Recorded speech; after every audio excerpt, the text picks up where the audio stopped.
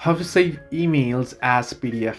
Hello everybody, welcome back to my channel. This is me Bipan Basnet, and today I'll guide you on how you can save your emails as PDF. Now basically the process itself is quite simple and quite easy, so let me guide you through. First you want to open up your Gmail.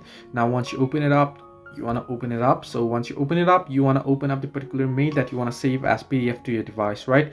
Now I'll just open up a particular this Skrill mail. What you want to do is you want to tap on the three dots at the very top right corner of the screen. You can see that you want to simply tap on it, and you want to tap on the print option that you can see here at the right hand side of the screen. Once you tap on print, it'll show up. Now you can see this page.